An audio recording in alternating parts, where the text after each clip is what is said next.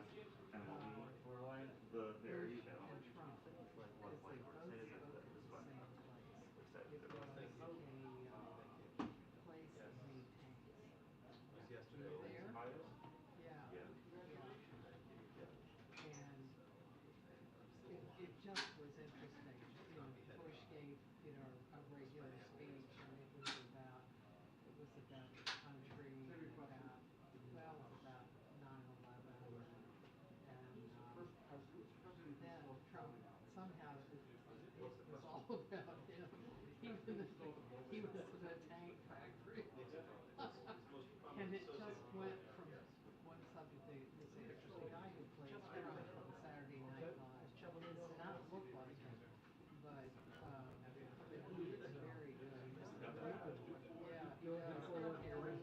And he gave one of the, he could have taken Sharisha's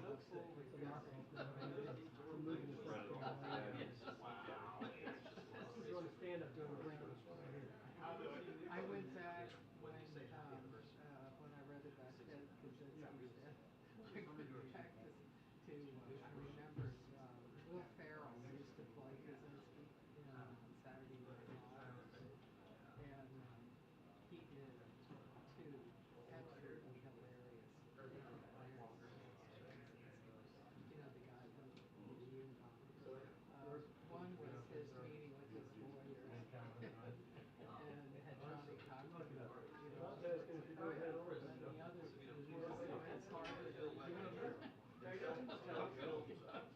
Yeah, are you ready? Yeah, you did. Okay. I think you need to tell them the story. Pretty funny article. Oh, yeah. Sticker fuel notice has been sent out.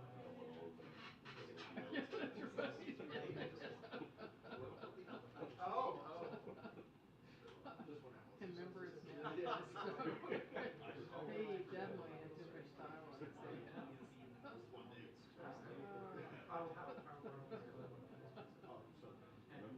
Wait, we're done with the other stuff?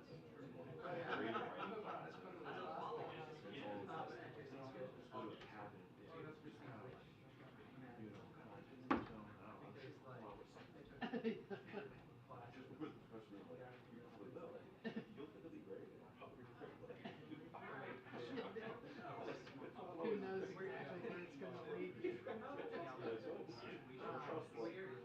Something on paper. Are you not going to see this old lady again? Why don't we take a photo to review it, and then So how are your sports? then your future would be sure. So you're playing, is it Australian football? Australian football, yeah. Oh, don't. It's part of your British We charm. won a bunch of games last year. Decided I'm not going to Everybody say, everybody say Kansas City. The whole team headed out there for fun time. How many people are on the team? We have 40 men and 25 and then a bunch of good. Gosh. Oh, yeah. So did the women and the men play by the same rules? Yeah, the field's just a little smaller for the women. The ball is a little smaller, but same rules. So how many concussions are there during the season? 2 minutes to the press briefing. 2 minutes to the press briefing.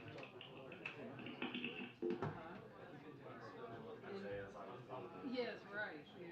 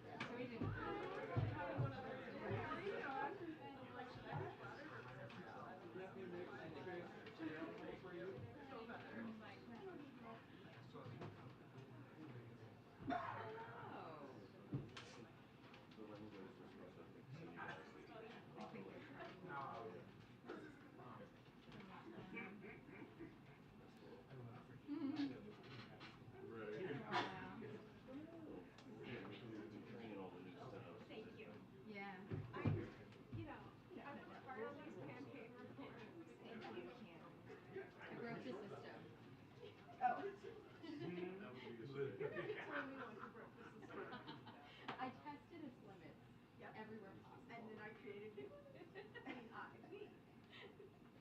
Selected representatives created you.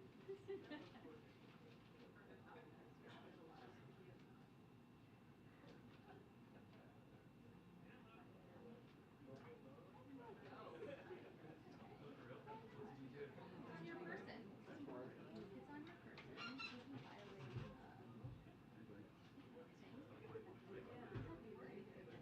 the hashtag. Actually. Wait, what? It is aimed at influencing the outcome of the election. Yes. You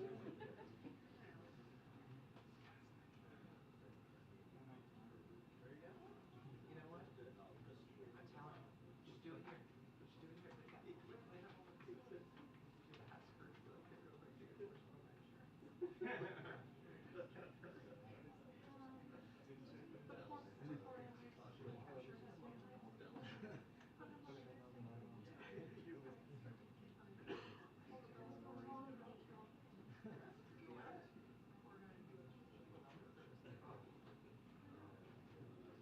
This little thing called the Constitution.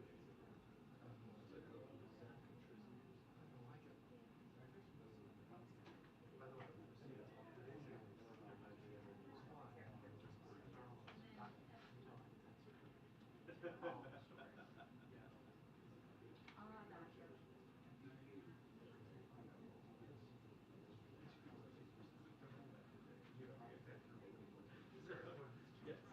thanks for working on that. So my pastor. Hi, everyone. Good afternoon. Good afternoon. Okay, so we're going to get to it. This evening, the President will welcome community leaders, lawmakers, students, educators, and hundreds of others to the White House for a historic Juneteenth celebration concert on the South Lawn. You probably are hearing a little bit of the sound check right now. In 2021, President Biden signed bipartisan legislation establishing Juneteenth as the nation's newest federal holiday since Dr. Martin Luther King Jr. Day, nearly 4 decades ago. Establishing Juneteenth as a federal holiday was only the beginning of the Biden-Harris administration's efforts to ensure that America lives up to its highest ideals. Since taking office, a couple of things that the president has been able to accomplish is created a federal government that reflects the diversity of America, strengthened the economy, and lowered the unemployment rate for Black Americans at a historic low to 4.7%, increased access, to home ownership, nominated more Black women to federal courts than every president combined. Nearly 1/3 of judicial appointments are Black Americans. Provided nearly $7 billion in historic resources and support for historic Black colleges and universities, taken action on marijuana reform by pardoning all prior federal offenses of simple possession of marijuana, ensured everyone has access to clean drinking water by replacing lead pipes and modernizing bridges, roads, ports, and airports as well, lowered the prices of prescription drugs and energy costs for seniors through the Inflation Reduction Act, restricted the use of chokeholds, and signed an executive order for accountable and effective policing when Senate Republicans blocked legislation from reaching the president's desk, brought together Democrats and Republicans to pass the first major gun safety reform in 30 years to keep our communities safe, cut Black child poverty in half as a result of the child tax credit made possible through the American Rescue Plan, and fought for $10,000 in debt relief for all eligible borrowers and up to $20,000 for borrowers who received Pell Grants. Now, as the president has said, it's not enough to just commemorate Juneteenth. To honor the true meaning of Juneteenth, we must not rest until we deliver the promise of America for all Americans. Lastly, I'd also note that the concert celebration takes place during the Black Music Month, where the president will uplift American art forms that sing to the soul of the American experience. Also today, we are announcing a new security assistance package to help meet Ukraine's security and defense needs. The package includes key capabilities such as Bradley infantry fighting vehicles, Stryker armored personnel carriers, artillery rounds, Stinger anti-aircraft systems, Javelin anti-armor system, ammunition to U.S.-provided HIMARS, and more than 22 million rounds of small arms ammunition to help Ukraine retake its sovereign territory. The package also contains additional munition for Ukraine's air defenses to help protect the Ukrainian people. This is the 40th drawdown of equipment from Department of Defense inventories using presidential drawdown authorities for Ukraine, and we appreciate the bipartisan support of Congress, which has made this aid possible. The United States will continue to stand with the people of Ukraine as they courageously defend their sovereignty, their democracy against Russia's aggression. Finally, today's CPI report showed continued progress in our fight against inflation. Annual inflation is now the lowest in more than 2 years and has fallen for 11 months from a peak of 9.1% just last June down to 4% last month.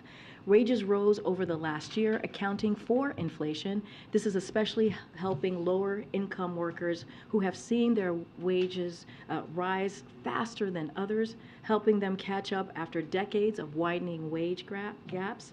Energy prices fell 11% over the last year. Gas prices are down by $1.40 from their peak after Putin's invasion, and grocery prices are trending down, with egg prices in particular nearly 30% since January. Of course, there is more work to be done, and the president's agenda is helping lower prescription drug costs, cap insulin, and lower energy bills as well. President Biden's growing the economy from the middle out and bottom up, with more than 13 million jobs created and unemployment under 4% for almost a year and a half. House Republicans, on the other hand, have a different agenda. Their approach is trickle-down approach. Today, they are marking up their tax cam 2.0, which would give handouts to rich special interests and big corporations that would increase the debt by hundreds of billions of dollars, while also repealing investments that are fueling our manufacturing resurgence, creating jobs, and lowering energy costs for working families. With that, Josh, the floor is yours. Thanks, Karine. 3 subjects. First, since you mentioned Ukraine in your topper, Russian President Vladimir Putin says Ukrainian forces have suffered, quote, catastrophic losses. He says Ukraine lost 160 tanks and over 300 armored vehicles, while Russia lost 54 tanks. Are Putin's statements accurate? So I'm just going to repeat what the president said during his remarks when you all saw him just moments ago when he was with the Secretary General of NATO. I'm going to leave Ukraine certainly speak to their military operations. That's something that we're going to do from here. As it relates to the comments that President Mr. Putin has made, as you know, we don't put stock in Russia's public assessment, and so I'll just leave it there. And then on the big news of this afternoon, First Lady Jill Biden said it's a little shocking that many Republicans support Donald Trump after his indictment. What has President Biden said? Was he also shocked? Does he agree with his plight? I'm just not going to comment on anything that's related to the indictment. We're just going to be very mindful here and respect the Department of Justice. Let them do their job. And then lastly, the Office of Special Counsel has said that your use of MAGA Republicans violated the Hatch Act. What kind of guidance had you previously been given by the White House counsel on that matter? So let me just lay this down. I'm really glad that you asked the question. I know there's been many news reports on this. So as we've made very clear throughout our time in this administration, that we do everything that we can to uphold certainly the Hatch Act and take the law very seriously. A couple of things that I want to lay out here. So with, many of you have mentioned with friendly consternation how often we take the Hatch Act, and we follow the Hatch Act throughout these past 2 years. We received a letter from the Office of Special Counsel, which is the independent agency that enforces the Hatch Act, as all of you know, and it communicated it to us that their opinion and issuing a warning, but not taking further action, as you all know by reading the letter. and the reports. The White House counsel's office is reviewing their opinion and is going to respond to them, so certainly not going to get ahead of how the White House counsel is going to respond or what's going to come out from that action. So now if you look at the archived Trump White House website, it contains about 2,000, nearly 2,000 uses of MAGA to describe policies and official agendas. Congressional Republicans have also used MAGA to refer to policies and official agenda frequently for years now, even clearly before we entered the administration.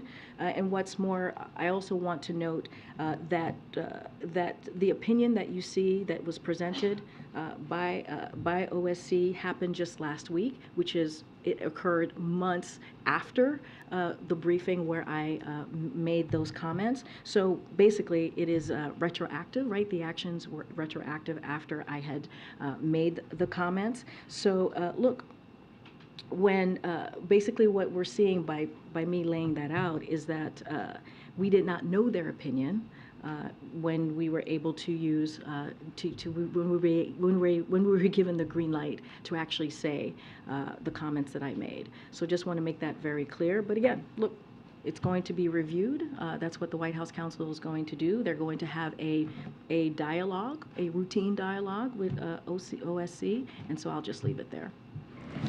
Thanks, Karine. But it sounds like you disagree with the finding. Is that true? No, what I'm saying is that we got this letter last week, and it was retroactive, right? The letter was retroactive. The comments that I made was months prior, and so we didn't know that was the opinion months prior when it was said.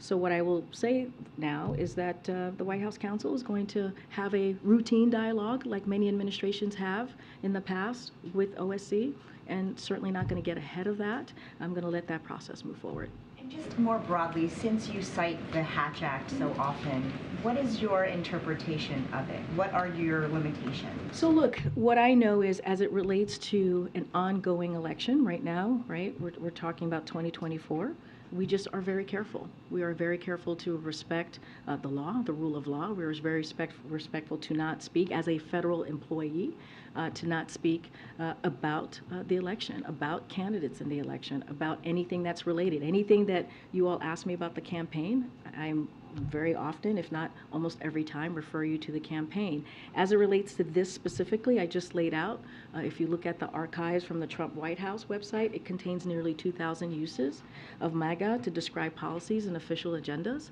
right? And congressional Republicans have used that word multiple times to describe their policies and official agenda as well. I'm not going to get into any back and forth about this. I'm going to let the White House counsel have their routine conversation with OSC and let them handle it.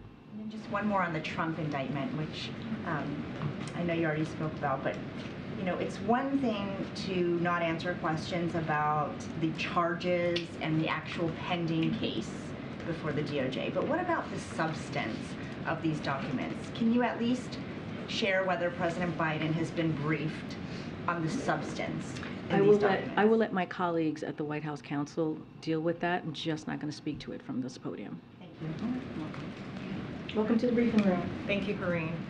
Just a little bit of a clarification on the Trump indictment. You have been clear that you don't want to politicize the indictment, but the president's opponents have accused him of weaponizing the DOJ. So just to be clear, can you say categorically that President Biden was not involved or influenced at all any of the decisions into indicting President Biden? Not at all. He was not involved. The president has been very, very clear. The Department of Justice is independent. He wants to restore the independence of the Department of Justice, and that's what you have seen. That is why we have been very, very consistent. When it comes to criminal cases, we just do not comment. Has the president been briefed on any security concerns around the former president's court So appearance? I was asked this yesterday, so was my colleague from NSC. The Admiral was asked this question when he was at the podium, and he laid out, right, and I laid out, he normally gets an update from his national security team and also his intelligence team on a daily basis, and that's usually where he gets his update. I cannot speak beyond that. Any additional requests for security? Can't speak to anything beyond any request. All I can say is that we are prepared. One final question. Is the assessment of the White House that inflation has finally peaked?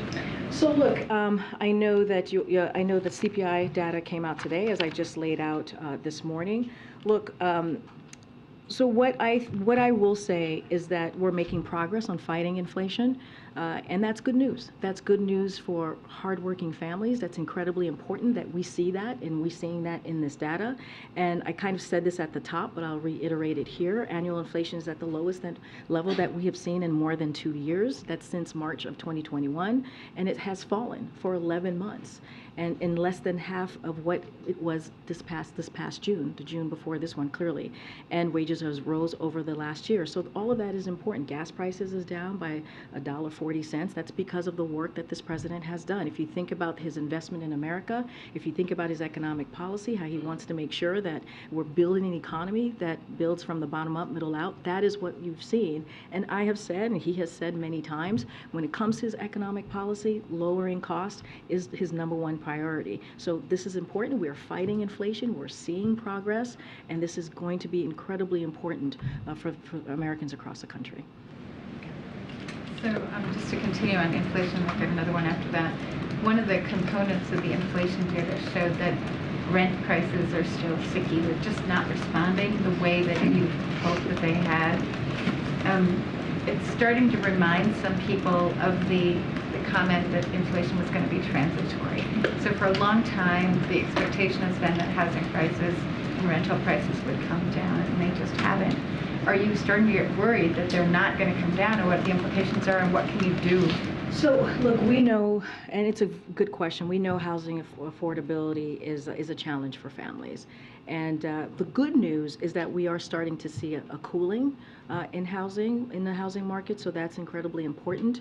And also that is why the president has taken extra steps, right? You've heard us over the last 2 years talking about the housing supply action plan that the president put forth to help close the housing supply shortfall that we have seen in the last 5 years, making it easier to use the American Rescue Plan funds to increase the supply of affordable housing, which is another part of the president's plan as it relates to lowering costs when it comes to housing or dealing with the housing market, releasing a blueprint for renters' Bill of Rights and a set of federal actions to make the rental market fairer, and calling on Congress to provide additional incentives for housing construction and support low-income families. So look, we get it. We understand what families are going through. Again, the housing market is cooling, so that's important. But the president has taken extra steps over the last 2 years to deal with the affordability aspect as it relates to housing.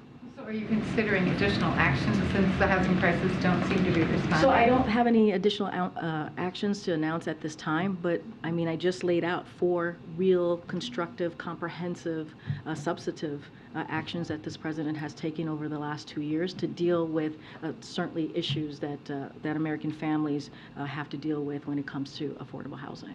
And then on Ukraine, NATO Secretary General Stoltenberg just said that the Ukrainian counteroffensive is making progress. The Ukrainians are making progress, and that's important in terms of strengthening their hand when they get to the negotiating table. Does the White House share his view that the Ukrainians are, in fact, making advances, and can you give us any details? So look, I know that President Zelensky has spoken to this. He says the counteroffensive operations have begun, but certainly I'm going to leave that to Ukraine to speak to. That's basically what the president was asked when he was when he was asked as it relates to the military operations. We're just going to let them, President Zelensky and his team, speak to that. And look, what we can say is that we know that the Ukrainian people are brave and they are tough. We have seen this the last 15 months. They have been incredibly impressive. We have done everything that we can to make sure that they are successful in the battlefield, and that's not just us. More than 50 countries have come behind Ukraine and supported their efforts, their fight against Russia's aggression, and to fight for their freedom. And so we're going to continue to do that. We know that there are difficult challenges ahead, but we feel that they are prepared. I'm certainly not going to get into military operations or what's going on the battlefield. Again, I'll let Ukraine speak to that. Okay. Thanks, Karine. I wonder, do you believe that you violated the Hatch Act with those comments about MAGA Republicans So what I can say is at the time, I was given the sign-off, right, to use that terminology. And I said this just moments ago. The letter that we received was from last week. We received that letter for something that I said months ago, so it was retroactive, if you will. I'm just not going to get into giving my opinion or thoughts. I'm just going to lay out the facts for all of you. You all are going to report this and have reported it. And we're going to have a routine conversation, not myself, but clearly the White House counsel is going to have a routine conversation with OSC to talk about this. I'm just going to leave that there. It's a term that you, but also the White House press shop has used a lot in paper statements and everything else. So are you guys going to continue to use that terminology going forward? So look, I'm not going to get ahead of what the outcome of this might be. The White House counsel certainly is reviewing the opinion, and they will have a routine conversation with OSC, as they should. This is going to be an ongoing process. As you stated, we have used this term many times before. It's nothing new. In the context, and the way we use it is in the context of talking about their policies and in talking about their values. That's how we have used this term, and so I will, I'll leave it there, and we'll continue. They'll continue to have a conversation. I know that the White House counsel's office sometimes conducts informational sessions with staff to educate them about the Hatch Act, what the guardrails are, etc. When's the last time that you participated in one of those, and do you intend to get some kind of a refresher? So I don't have any refresher to speak to at this time, but yes, I've sat in many conversations that have been held by the council on the Hatch Act specifically. I know I did one recently this year. I just don't have the exact date in mind. Yeah. And then last question. I wonder, as it relates to the case that the former President Trump is facing, is there any world in which President Biden would consider pardoning the former president? I'm just not going to speak to that. No comment. Go ahead, Jim. And I'll come to the back. Go ahead, Joe. Thanks, Karine. Senator Bernie Sanders is saying that he won't move forward with a president's nominee for the National Institutes of Health, or any health nominees for that matter, until the administration puts forward a plan to lower prescription drug costs. What is your reaction? And has the administration been in contact with his office about this? Yeah, so look, we see Senator Sanders as a friend, and he has been certainly very a partner, very helpful to us in pushing the president's agenda and lowering costs for Americans. And so we share Senator Sanders' concerns on pricing. That's why the president signing the Inflation Reduction Act was so important. That was a critical component, if you will, of the Inflation Reduction Act, which is lowering costs for Americans, putting a cap on insulin for our seniors. And so it was a consequential piece of that law. And so look, we're always looking for ways to continue to lower costs for Americans, and we look forward to working with the senator to get our nominees forward and confirm, certainly. But this is something that we agree with the senator on, making sure we're doing everything that we can to lower drug costs. But again, Inflation Reduction Act, incredibly important when you're talking about Medicare being able to be able to lower costs and be given that ability to do so. That's important. Insulin costs for our seniors capped at $35. That's important. And so clearly the president and the senator are on the same page on this, and so we're continuing to have conversations with him. Okay. Thanks, Karine. There are reports that labor and management have agreed to a cooling off period at the West Coast ports after a meeting with Acting Secretary Sue. I'm wondering if you can confirm that development and if you're encouraged by it at the White House. So a couple of things I want to give an update. I know I was asked about this, I believe, at the end of last week. So as you know, we're monitoring this very closely. We know that the parties in the negotiation have overcome some sticky points already and are continuing to address the most difficult issues right now. And so we're encouraging all parties to certainly to continue to work in good faith and do that certainly in a mutually beneficial resolution to ensure that workers get their fair benefits, quality of life, and wages that they deserve. That's why the acting secretary, Julie Sue, is currently on the West Coast meeting with all parties, encouraging them to reach a resolution. And so she has invaluable expertise working closely with these parties as the former California Secretary of Labor and as Department of Secretary of Labor. Certainly I'm not going to get ahead of conversations and where they are currently, but we're going to continue to in good faith, for parties to stay at the table and have the conversation so that the workers can certainly get certainly fair benefits and a better outcome. The Senator Manchin said he's opposing Jared Bernstein's nomination to lead the CEA. Do you have a response to that, and is the White House concerned that would endanger his chances of confirmation? So I can't say it better than nearly every living economist who led the CEA under Republican administration, and this is the quote. Dr. Bernstein has been a respected voice in economic policy circles for decades. He has established a reputation for producing informative, data-driven analysis and developing creative policy ideas, end quote. So we look forward for Jared's swift confirmation. And this, again, this is coming from Republican administrations, the quote that I just laid out. And so we are going to continue to work to get Jared confirmed. Yeah, thanks, Karine. So we have 4% inflation on CPI inflation overall. That's on top of the other inflation increases that we've seen for the past 26 months or so. There's been no overall price reductions. What's the president's plan to reduce prices for all Americans, not just a certain category of people that fit certain criteria? I think everything that the president has done, all of his economic policies, and you think about these historic legislation, that's for all Americans. That's to make sure that we continue to lower costs, whether it's healthcare, whether it's energy, whether it's not just that, but also creating good-paying jobs. That's to make sure that we build an economy that doesn't leave anybody behind. That's why when we say from the bottom up, middle out, that's not trickle down.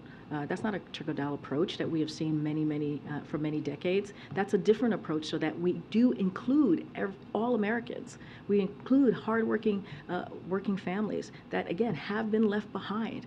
And so the president is a president for people living in red states and blue states, for all Americans. He has said that. He has been very, very clear about that. He knows what he is supposed to do and how he is supposed to lead this country, and that's what he's been doing. But since the president took office, real wages are down 3.4%. Inflation is up.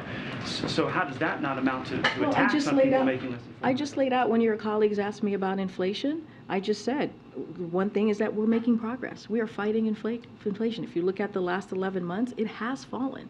It has fallen and is less than half of what it was this past June, the June clearly before this month. And so that is important. We're seeing progress. We're seeing the cost. We're seeing lowering costs. I just talked about eggs, how much it fell, and over an additional 13%. That's important for everyday Americans. And so, look, we're going to continue to do the work. We understand the work continues. We understand that Americans are still hurting. But the president has always put lowering costs at the center, at the top, I should say, when it comes to his economic policy. And that's what you're going to continue to see. Go ahead, Sebastian. Thank you. One on NATO. Sweden yesterday said it was going to extradite a guy that Turkey wants. He's got links to the PKK. He's done other things. So does the administration see, perhaps, I was about to say a fall. Does the administration, oh gosh, no, let's not do that again. Perhaps see a resolution of this dispute between Turkey and Sweden, maybe in time for the summit? So a couple of things. So Sweden has fulfilled its commitments they made under the trilateral memorandum of agreement, agreed with Finland and Turkey on the margins of the NATO summit, and they did that in Madrid just this past year, or last year. In 2022. This includes Sweden's recent passage of enhanced and counter-terrorism legislation. So look, Sweden is a strong, capable defense partner that shares NATO's values and will strengthen the alliance and contribute to the European security. So we believe, and you've heard from this president multiple times, that we believe Sweden should become a NATO member as soon as possible. That is what the president has said. He has shown his support. That is what we've seen from Congress as well. And so look, we're going to continue to stay steadfast on that. Hopes rising? Look, we're going to continue to be hopeful. As you know, this is a president that's incredibly hopeful and positive about these things. And so we believe that, again, they are strong, capable defense partner that share the values of the NATO alliance. And so I think that's important. And a very quick Trump one, if I might, not a legal one, anything like that. The president, as the president, is president for everybody, obviously, and he's going to be running for re-election, asking for votes from everybody. you've got somebody who is leading a movement which is almost based on saying that every single thing that is happening now in this administration is illegal and literally, I mean, they say communists are taking over the country, etc. I mean, you can make a long list of things they're saying, very extreme things. So what is the president's message to all of those people who are actually Americans and, he would like to vote for him, presumably, and are being, there's surely a messaging war. What's his message? Well, I just took a couple of questions from your colleagues about the Hatch Act in 2024. So I'm going to follow the law and be very careful and not talk about the Hatch Act, and we're going to respect it and do everything that we can to do that. What I will say more broadly, and I'm going back to when the president ran in 2020 and what he ran on, right? He ran on bringing the country together. He ran on fighting for the soul of the nation, and that's what the president has been doing for the last 2 years. He believes that that is important to bring everybody together. As you just stated in your question, he's a president for everyone, red state, blue state, it doesn't matter. He understands what it means. He was vice president, right? He's been a senator, so he understands what that means, what it means to be a president of these United States. So it's very important that he continues to do that, continue to bring the country together. You've heard him talk about this, really make critical, important speeches on this very point, and so that's going to continue to be his message, bringing the country together. You hear him talk about possibilities. You hear him talk about the future of this country, and how we need to continue to live up to our greatness. And so that's what you're going to hear. That's going to be the message to this to the American people. That has not changed, and so I'll leave it there. Go ahead. Oh, I'm sorry. Karine, thank you. Would the president ever accept spending levels lower than those included in the debt ceiling agreement? And how does he respond to a criticism that other Democrats have communicated that Speaker Kevin McCarthy is now sort of reneging on the deal by communicating, in his words, you always have to remember with appropriation levels, that's your cap. You can always do less. So look, I'm not going to get ahead of the appropriations process. We expect Congress is certainly to abide by the bipartisan budget agreement that both sides came to the table for, and that's including the agreed to adjustments. So certainly not going to get ahead of that. We made a deal, and we will uphold our end of this deal, and so they need to uphold theirs. And so I'll just leave it there. It's just as simple as that. That is what this agreement was all about. That is what the president signed into law. It's about the American people. It's about delivering for their needs. It's about making sure that we have a budget that's fiscally responsible. That's what we were able to do in a bipartisan way. And so we are going to uphold our part, and we expect them to do the same. The president just met with Jan Stoltenberg in the Oval Office. Did the president, in their visit today, or was he expected to, perhaps you weren't in there for the entire time, to ask Jan Stoltenberg to stay on past the expiration of his term this October? So look, the president hasn't made any decision yet on that process. I'm certainly not going to get ahead of the president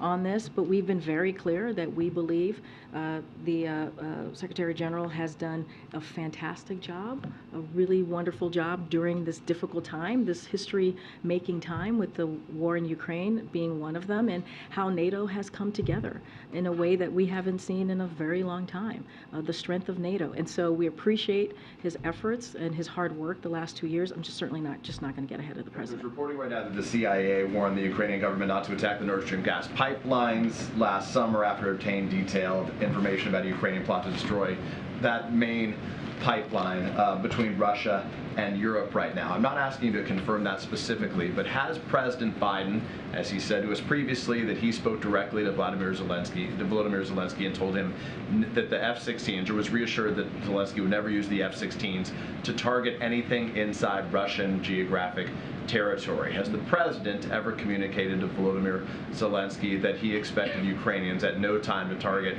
anything with any weapons beams inside Russian geographic territory? So the president has been really clear. He spoke to this before. Jake has spoken to this. The admiral has spoken to this. Pipeline? Not, well, Look, I can't confirm anything about the pipeline. That is not something that I can do. But if That it was is inside Russian well, territory, that would is count. that is something that the CIA, certainly I would refer you to them. I'm not speak to any communication that may or may have not happened. So I'm just going to be really clear. But more broadly, we've been very clear about how we see the use of weapons that should be used within Ukraine and certainly not in Russia. We've been very clear about that. But as it relates to the pipeline, I just can't speak to that. That is something that the CIA. Brittany Griner, the Phoenix Mercury come to D.C. this Friday. What plans does the president or vice president or first lady or whomever have to meet with her or host here at the White House? I don't have anything to preview at this time on any meeting. That it may occur. I don't have anything for you. As you know, and I think we reported this out during the White House Correspondents' Dinner, the president, and we did report this out, met with, had a side conversation with Brittany and Sherelle. It was an important moment between the families because the First Lady was there. I just don't have anything beyond that to share about a meeting with Brittany. Get Annie. Thanks so much. Jared Bernstein, just following up on my colleague's question about Jared Bernstein, the vote is occurring now in the Senate. Just curious, if the Vice President was on standby to break a potential tie in that vote, and also if you could just sort of speak more broadly, given the kind of things that economists have said about him, why you think it's such a nail biter right now. You would have to speak to the respective senators on that. I can't speak for them and why that is. We know that Jared, and I mentioned this yesterday, he has worked for this president certainly for the last 2 years. He has worked for the president when he was vice president. He is well respected amongst economists, amongst this president, and we're going to continue to do everything that we can to make sure he gets confirmed. He's been to this briefing room many times before, so you know how well versed he is in the economy as an economist. I just don't have anything to share on why senators' or decision of how they're going to move forward. That's for them to speak to. Harris, whether she was on standby. I actually don't know her schedule for today, so I can't speak to that. I would refer you to her office. On the inflation numbers, the Fed has long set a goal of 2% inflation as where they would like to see the economy working. And I'm curious, there's been debate about whether that's a reasonable goal and whether that's the right place for inflation to end up. Can you say where you believe the White House thinks inflation should be? What is the percentage that the White House sees a healthy economy? So I'm not going. I know you mentioned the Fed. Going to be very careful. Not going to comment on any monetary policies that the Fed makes. They are an independent agency, so we are incredibly mindful of that, and we are incredibly respectful of that. As far as inflation and where it needs to be, I'm just not. That's something that certainly the economists can speak to. I'm just not going to speak to that from here at this time. Thanks, Karine. Just want to clarify your answer on the Hatch Act. So until the White House counsel's office makes its opinion, should we expect not to hear you use MAGA from the podium? I've been very clear. I don't have anything to add.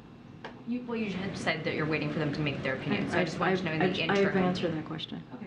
On the exposure incident on the South Lawn, having received the statement that the White House believes that was inappropriate, disrespectful, is there going to be a greater effort in the future to communicate a code of conduct for White House guests? Look, as you mentioned, the statement that we put out, you heard from us earlier today, the behavior was simply unacceptable.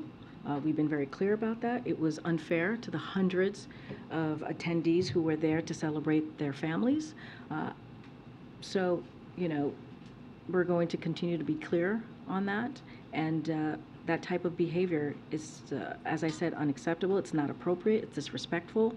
And let's not, it really does not reflect the event that we hosted to celebrate the LGBTQ plus families. Again, hundreds of families who were here to celebrate their community and who were here in attendance. So, look, individuals in the video certainly will not be invited to future events, and this has not occurred before, right? This was not a normal thing that has happened under this administration. But we've been very clear about how we saw this particular behavior. There's been some criticism also of the White House, the flag placement with the pride flag violating the U.S. flag code. Did anybody notice that or fail to notice that, or was it an intentional statement? Can you just explain what happened with that? So the administration was proud, again, to display the pride flag. It was a historic event at the White House. It's centered around the love and family, and I think that's important. And so, we're not going to let anyone distract us from that. What was the meaning of the day? What was the meaning of having families here and to celebrate a community?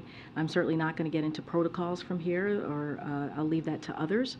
And so, we're proud of this historic event that we were able to put together here on the South Lawn for our families.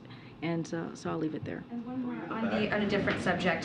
Senator Chuck Grassley made some statements yesterday on the Senate floor saying that this foreign national on the FBI 1023 form apparently has 15 recorded conversations with Hunter Biden and claims to have 2 with the president.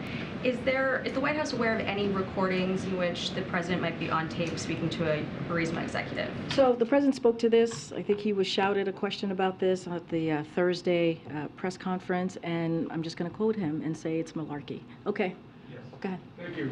Karine, was the First Lady mistaken in discussing the Trump indictment at a fundraiser? And has anyone at the White House, perhaps in the counsel's office, talked to her about the propriety of such statements? I don't have anything to add to what I just shared with your colleague. Go ahead, Brian. Just 2 hours ago, former President Trump, when he was on his way to Miami, tweeted about the classified documents found in Biden's Penn Biden Center office. What is the president's response when former President Trump brings up the classified documents found in the Penn Biden Center I'm office? just not going to comment. Go ahead, Karine. Thank you. The Department of Homeland Security earlier this month said that when they released their threat list, that LGBTQ plus events were under heightened threat given the rhetoric that we're seeing across the country. I haven't heard you in the last couple weeks talk about the president being briefed on that, given that there's so many different pride celebrations happening across the country right now. Can you talk a little bit about the security surrounding that, and if there's anything elevated, at least coming from the federal government? So I can't speak to anything that's been elevated. Clearly, if there is any need for additional security, we are certainly always available to have that conversation with state and local officials. As you mentioned, as pride events are occurring throughout this month across the country, can't speak to if there have been any elevated instances that's been flagged for us at the federal level, but certainly this is something that we believe that it's important for LGBTQ plus community to feel safe as they are celebrating during Pride Month, which is one of the reasons why we had an event, a historic event right here on the South Lawn on Saturday. Just don't have anything additional to add to any elevated security or elevated additional assistance that we may be providing. And on Acting Labor Secretary Julie Su, her nomination for the job permanently, do you have any update? There were 5 senators last I checked that were undecided, no vote scheduled yet. Do you have an update on where you are on that in terms of getting her confirmed to the position permanently, given you've been without a labor secretary permanently for a while now? So just a couple of things. I do want to give an example of what we've been doing to assist in Julie Su's confirmation. So each night, senior White House officials join a war room call to ensure we are continuing to make progress on Su's nomination. This call continued throughout the negotiation over the budget agreement. Very recently, outside groups forcefully and vocally made the case for Su's nomination, including 55 labor unions, which joined together recently on a call on senators to support Su's confirmation. In recent days, top White House and administration officials have launched a full court press engaging senators whose vote will be key to Sue's nomination, as well as House members who can help build support. And I can give you an example. The Chief of Staff, Jeff Zients, and Director of Legislative Affairs, Louisa Terrell, have been speaking regularly with Leader Schumer on the Sue nomination, as well as other key senators multiple times a week. This continued, like I said, during the debt limit fight, and so they're also in touch with other groups, outside groups as well. So we have taken this very seriously. We want to make sure that she gets confirmed, and we feel very confident that she will be. It's going to continue going around. Oh, hey, sitting up front. There. Found a seat. All right, Well, you know, it's had my name right down. Good afternoon, Karine. Okay, good afternoon. Just hours ago, Senator Tuberville tweeted, quote, "Having biological males in women's sports is unsafe, unfair, and wrong." And earlier this year, 72 elite female athletes signed an open letter saying forcing female athletes to compete against biological males is not only unfair, it is discriminatory and illegal. So in the light of this administration's proposed changes to Title IX, does the White House worry about the physical safety of females directly competing against males in sports? So look, this is a complicated issue. It is. And there are a wide range of views, as you just laid out. The Department of Education proposed a rule that gives schools the flexibility to establish their own athletic policies while establishing guardrails to prevent discrimination against transgender kids. And so I also want to make clear that this is a proposed rule, and members of the public have the ability to provide comment as part of the rulemaking process. And so any additional questions that you may have of this proposed rule, certainly I would refer you to the Department of Education, but we do understand this is a complicated issue. What would the president say to parents out there who have daughters, let's say in high school, for example, who are worried that their daughter may have to compete against a male, a person born male, and there could be directly in physical athletic competition and worry about their daughter's safety? So look, what you're alluding to is basically saying that transgender kids are dangerous. It sounds like that's what you're saying. Well, you're saying that their safety is at risk. Yeah, but you're laying out a broad example or explanation of what could potentially happen. A broad example explanation. That is dangerous. That is a dangerous thing to say. That essentially transgender kids we're talking about are dangerous. And so that's something that I have to call out, and that is irresponsible. I had just laid out how complicated this issue is. I had just laid out why it's complicated. And so anything that you have any additional questions, I refer you to the Department of Education. I'm going to move on. I know there are other people. Go ahead, Tam. Go ahead, Tam. Go ahead, Tam. No, I mean, you could read your question in a transcript once you get it. Go ahead, Tam. Senator J.D. Vance is saying that he is going to hold all future nominations from the Biden department for the Biden Department of Justice. So all nominees to DOJ other than the U.S. Marshal Service. Does the White House have a response to that? And do you know how many nominees are outstanding? I don't have a response to that. I know that we will continue to work with Congress, senators, and specifically on getting our nominations through. It is important to the president. It is important to the American people. I have not really talked to the team about this particular Senator J.D. Vance, so I just don't have anything to share. We are committed. We are very much committed in getting our nominees through. Okay. I haven't taken yours now. Thank you. I'm just wondering if, because the event that is about to take place in South Florida that some folks may be paying attention to, no one is actually going to see that other than the people who are in the courtroom. There's not going to be still photographers. And so I'm just wondering where the president stands currently on cameras in federal courtrooms and photography in federal courtrooms. That is up to the federal court. I'm just not going to speak to that. I'll see you guys tomorrow. Thank you, everybody.